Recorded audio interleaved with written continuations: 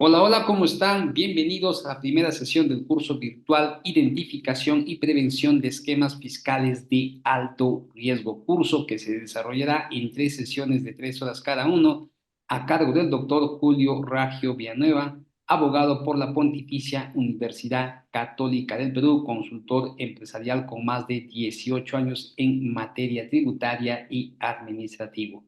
Para nosotros, un honor, un privilegio poder contar con su apoyo y su colaboración para el dictado de este curso virtual. Doctor Julio, ¿cómo está? Muy buenos días. Tiene usted el micrófono habilitado. Iniciamos con la transmisión de esta primera sesión.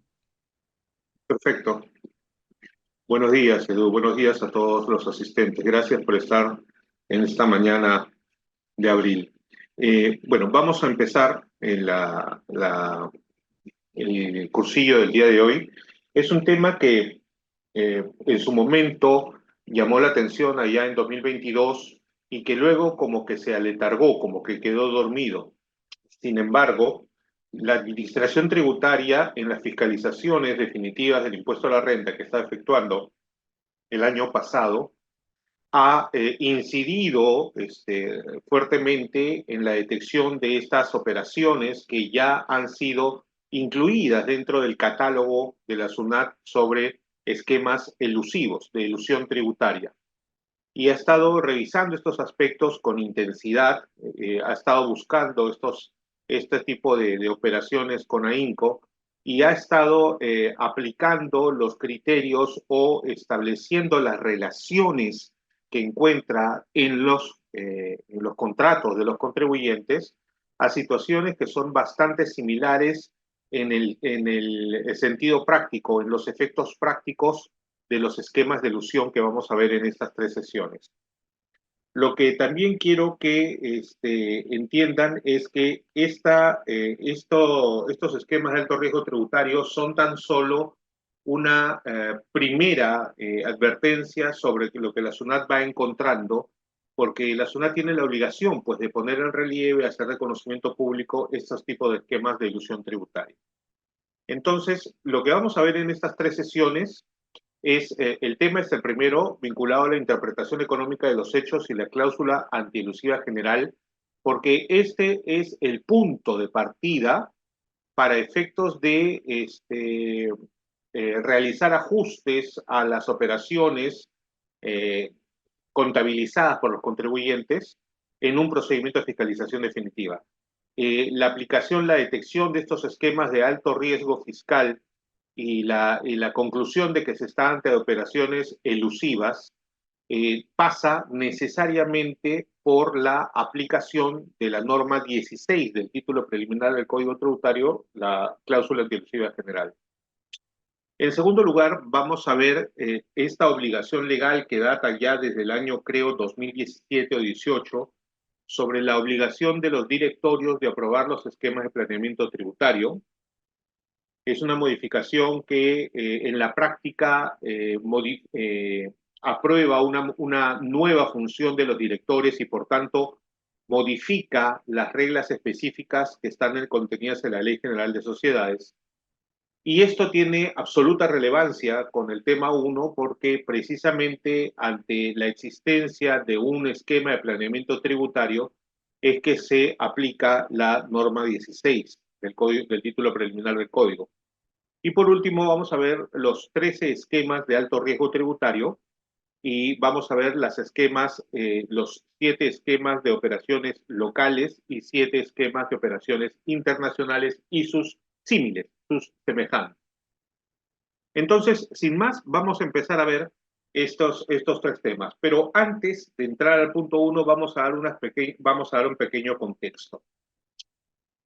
El decreto legislativo 1422, que entró en vigencia ya en el año 2018, tiene esta disposición especial, la segunda disposición complementaria y final, en donde dice difusión de conductas elusivas por medio del portal SUNAT, ¿no? Difusión de conductas elusivas. Es decir, este catálogo que se nos presenta con estas 13 operaciones que ya son consideradas como elusión por la administración tributaria, es una obligación legal el difundirlas, ¿no? Por eso dice, la SUNAT difunde las caracterizaciones generales de los casos en los que estableció la existencia de elementos suficientes para aplicar la norma antielusiva general. De similar manera, la SUNAT difunde de manera progresiva y enunciativa situaciones y consideraciones para la aplicación de la norma antielusiva general, así como las caracterizaciones generales de casos en los que a partir de fuentes jurídicas nacionales, los deudores tributarios, terceros y asesores tributarios pueden provocar la aplicación de la norma antielusiva. O sea, como les decía, los tres temas están íntimamente ligados. El tema de la aprobación de los esquemas de planeamiento tributario, sean agresivos o no. La segunda, la aplicación de la cláusula antielusiva general. Y tercera, el establecimiento, o mejor dicho, el reconocimiento por parte de la SUNAT de que existen esquemas de elusión tributaria que deben ser publicados y conocidos por todos nosotros. Ese es el esquema donde nos movemos. Y es un esquema realmente interesante porque los esquemas detectados tanto a nivel nacional como internacional son esquemas conocidos, son esquemas que se han trabajado y que siempre se supo, en verdad, de que estos podían presentar este tipo de observaciones vinculadas a elusión. Pero como la elusión tributaria es legal, entonces siempre se han seguido aplicando, ¿no? Pero digamos, el juego cambia, el contexto cambia, porque la administración tributaria con este catálogo, con estas publicaciones, lo que nos está diciendo al final de cuentas es, yo ya sé, ya conozco, ya vi. Entonces, cuando haga una fiscalización, yo voy a buscar si es que se están produciendo ese tipo de operaciones. Eso es lo que significa. ¿Ok? Entonces, el tema de los esquemas de alto riesgo fiscal, nos estamos moviendo siempre dentro de estos conceptos, de estos parámetros. Estamos hablando siempre de estar frente a una fiscalización de carácter definitivo, sea porque desde su origen se programó por parte de la SUNAT como una fiscalización definitiva, sea porque empezó como una fiscalización parcial y luego se convirtió en una fiscalización definitiva.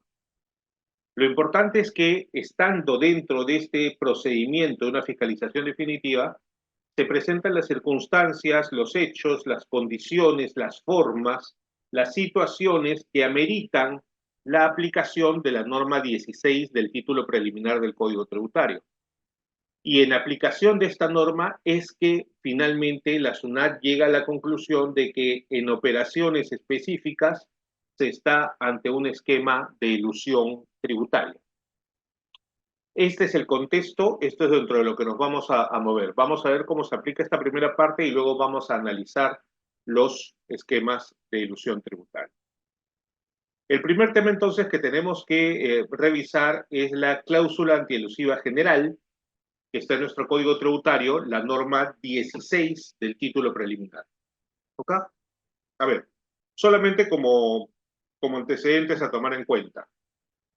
La norma 8, que es la norma del título preliminar que está vinculada a la interpretación de las normas tributarias, estuvo vigente como tal desde la aprobación del Código Tributario actual, a través del Decreto Legislativo 816, desde abril de 1994 hasta septiembre de 1996.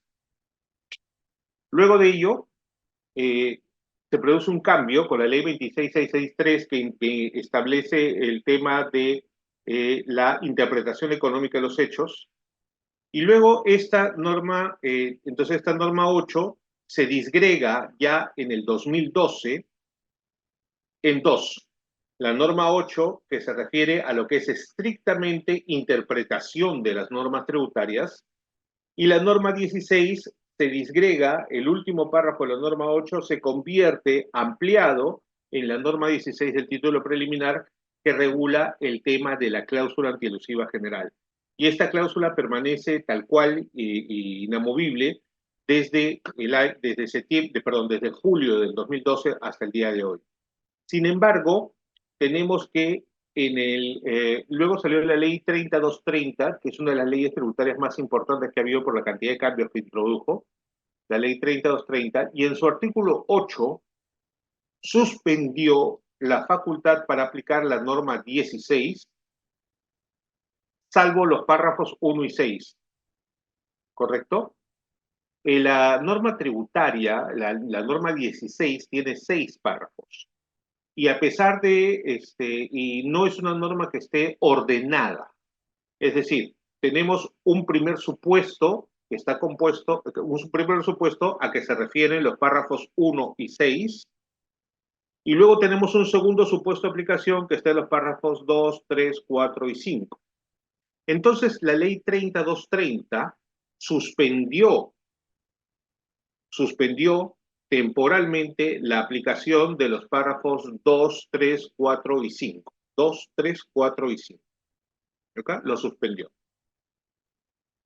Y esto ha estado suspendido en la práctica hasta que se emite y entra en vigencia el decreto legislativo 1422 aquí en el año 2018, en donde se incorpora al Código Tributario el artículo 62C, que son las normas para la aplicación de la norma 16. Es decir, ya con la incorporación en el Código Tributario del artículo 62C, entonces se levanta, queda sin efecto esta suspensión ordenada por la ley 30230. Entonces ya está toda la norma 16 plenamente aplicable, y es por eso que en este contexto, ya con la norma plenamente vigente, la norma 16 plenamente vigente, es que en el año 2022 es que se publica este catálogo de operaciones consideradas como elusión tributaria. La ley 30230, a la cual hacía referencia, ¿ya? Decía que los párrafos 2, 3, 4 y 5, ¿no? El 2, 3, 4 y 5 se suspendían hasta cuando se emitiese un decreto supremo, ¿no? Que establezca los parámetros de fondo y forma que se encuentran requeridos para poder aplicar la norma 16 del título preliminar. La verdad es que nunca se emitió ese decreto supremo. Y es que cuando lo estaban trabajando, el MEF en política fiscal se dieron cuenta que varias de las disposiciones que se necesitaban para aplicar correctamente la cláusula antielusiva general necesitaban de una norma con rango de ley. O sea, este decreto supremo iba a aprobar disposiciones que estaban reservadas para la ley. Se iba a quebrar entonces el principio de reserva de ley, que es uno de los principios tributarios constitucionales que están en el artículo 74 de nuestra Constitución. Se dieron cuenta que no iba a ser posible emitir este decreto supremo, y por eso se emite el decreto legislativo 1422. ¿Ok? Entonces, desde el inicio que estamos trabajando esta norma, desde el año 2012, han estado plenamente vigentes la aplicación de los párrafos 1 y 6, que nos habla sobre la interpretación económica de los hechos y los actos simulados calificados como tales por la SUNAT. Esa facultad nunca se detuvo. Hubo quienes decían no, que sí estaban vigentes, pero que no se podía suspender parcialmente una norma. Entonces la norma, que era un texto integral, debía suspenderse en su totalidad. Pero la ley 3230 dispuso algo distinto. O sea, más allá de la teoría de si procede la suspensión parcial de un artículo o si corresponde que se suspenda íntegramente el mismo, más allá de ello, que es discutible en todo caso, lo que dispuso la ley 3230 es, dijo, suspéndase párrafo 2, párrafo 3, párrafo 4, párrafo 5. Entonces hemos tenido esta suspensión de estos párrafos desde el 27 de julio del 2012, y estos párrafos, el 2, 3, 4 y 5, están vinculados a los actos de elusión tributaria y a la reducción o eliminación de base imponible mediante créditos tributarios, beneficios, etc. Entonces teníamos la norma 16 se había partido en dos. Esto ya no está así. ¿Ya?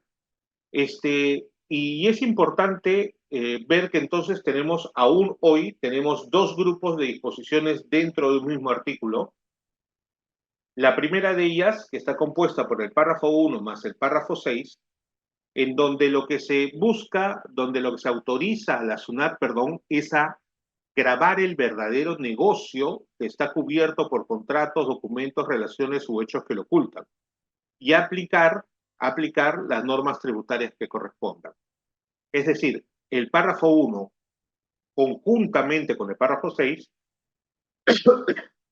lo que permiten es hacer lo que se llama la determinación de los Thundercats, ¿no?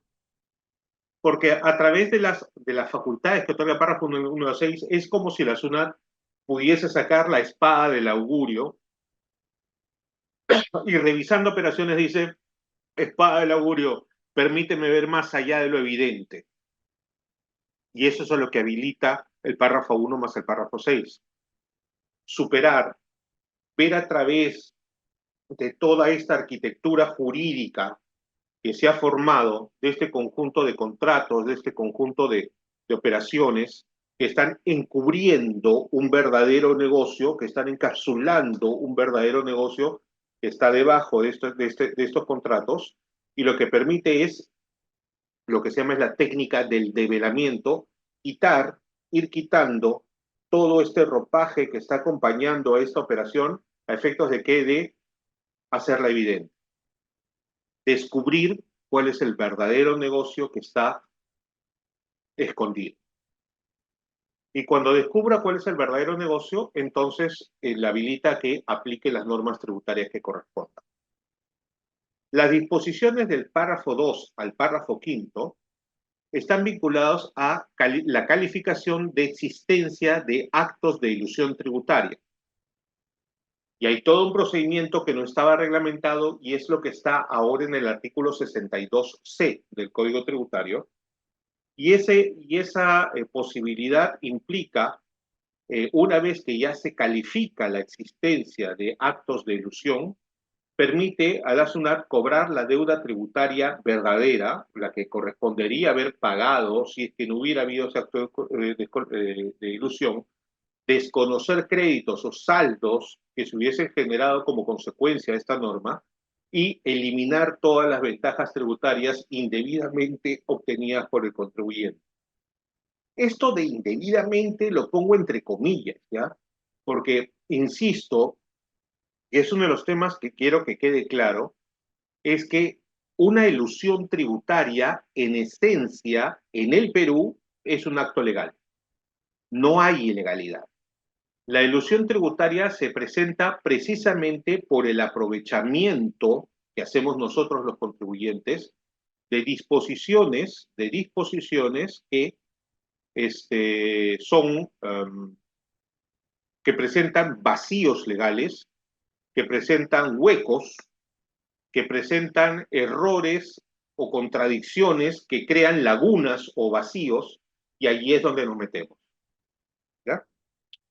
Para que me entiendan el tema de lo que es una ilusión tributaria, les voy a poner un ejemplo muy personal, ¿ya? Pero para que me entiendan. ¿Ya? Hace 8 años ya, 9 años, llego un día a mi departamento, ¿no? Entonces abro el departamento y lo primero que escucho es a la mamá de mi hijo gritando, este, ya vas a ver cuando venga, cuando llegue tu papá.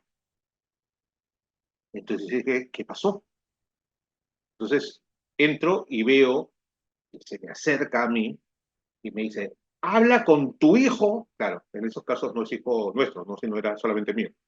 Habla con tu hijo porque ya me tiene hasta acá. Entonces no me dijo más. Entonces yo me voy al cuarto de mi hijo a hablar con él y digo, ¿qué pasaba? Y mi hijo me mira y me dice, papá, yo no entiendo a mi mamá. No la entiendo. ¿Por qué? Explícame. Mira, me dice así. ¿Ya? Ella me dice, ¿ya?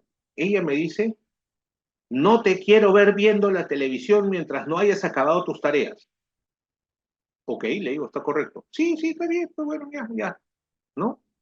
Entonces, de pronto, yo, ya pues, estoy haciendo mis tareas, ¿no? Y de repente viene mi mamá y me grita y me dice, ¿qué hace la televisión encendida a todo volumen? Y le digo, mamá, yo estoy haciendo mis tareas. ¿Pero qué hace la televisión encendida a todo volumen? Yo la encendí. ¿Por qué la has encendido? Porque, mamá, tú me dijiste que no me querías ver viendo la televisión. Yo no lo estoy viendo, yo estoy escuchando. Evidentemente, la instrucción de su mamá tenía un significado adicional que lo que literalmente dijo. Y mi enano Zapazo aprovechó la literalidad de la norma para encontrar el vacío en la instrucción de su mamá. Su mamá le dijo, no te quiero ver viendo la televisión. Y él le dice, pero papá, yo no lo estoy viendo, yo lo estoy escuchando. Eso es una ilusión, es el aprovechamiento de un vacío, de una mala instrucción, de una mala norma, de una mala concatenación de normas, de una interpretación errada de las normas, que te permite aprovechar ese vacío, esa diferencia, esa incongruencia, esa inconsistencia de las normas en provecho propio. Y eso es una ilusión. Por tanto, no se está transgrediendo la norma tributaria, no se está yendo en contra de la norma tributaria, sino que simplemente, sí, le estoy sacando la vuelta, correcto, pero es una sacada de vuelta legal. No es que yo esté, ¿cómo se llama?, quebrando la norma tributaria, no. La norma se sigue aplicando perfectamente, solamente que yo he encontrado un espacio en donde esa norma no se aplica. Y en encontrar ese espacio, al aprovechar ese espacio, yo puedo obtener algunos beneficios tributarios que podrían ser no solamente para reducir el contributo, sino que habilitar ciertos gastos o costos, reducir ciertos, obtener ciertos beneficios, obtener escudos, alguna ventaja tributaria, planeamientos de salvaguarda, planeamientos de uso de eficiencia, de uso de crédito fiscal, por ejemplo. O sea, hay un montón de operaciones que podrían ser eh, este, aprovechadas en ese momento. Pero regálame 30 segundos que se está acabando la batería de mi computadora. Ok, entonces, fíjense ustedes, esto de la ilusión tributaria estuvo suspendido. ¿Ya? Los párrafos 3 y 4, los párrafos 3 y 4 se refieren a la identificación de casos de fraude de la ley, y los párrafos 6 y 1, calificación que se está actos simulados. Lo importante en este momento, ya pasando un tema un poco del contexto histórico, lo importante en este momento es que a través del decreto legislativo 1422 se incorporó, como les dije, en el Código Tributario el artículo 62C. Y este artículo 62 establece las reglas para aplicar correctamente lo dispuesto en los párrafos 2 al 5 de la norma 16. Entonces, desde el 2019, con la emisión del decreto ya 145-2019, que se emitió después de la habilitación legal del decreto legislativo 1422, que se regulan entonces los parámetros de fondo y forma para la aplicación de la norma 16, todo está, todo, digamos, el mecanismo legal, la estructura legal para aplicar completamente la norma 16 ya está habilitada. Ya no hay impedimento alguno para que se aplique la cláusula antielusiva general como que ya se viene. Entonces, la norma 16, que es el tema que nos centra y que habilita lo de los esquemas de alto riesgo fiscal, se intitula Calificación de ilusión de normas tributarias y simulación. ¿Ok? En el artículo 7.2 de esta norma dice, lo dispuesto en la norma antielusiva general, la norma 16 de título preliminar, tiene como objetivo desincentivar y, dado el caso, perseguir la realización de actos, situaciones o relaciones económicas que tienen como uno de sus propósitos principales el de obtener un ahorro o ventaja tributaria. Exacto, la norma 16 lo que busca es eso, desincentivar, espantar, ¿ya? La norma 16 busca espantar la aplicación, la preparación, la búsqueda de estas situaciones que pueden generar elusión tributaria. Eso es lo que está diciendo. Y es un objetivo lícito por parte de la SUNAT, porque finalmente, aun cuando no hay un delito, el efecto práctico es que o bien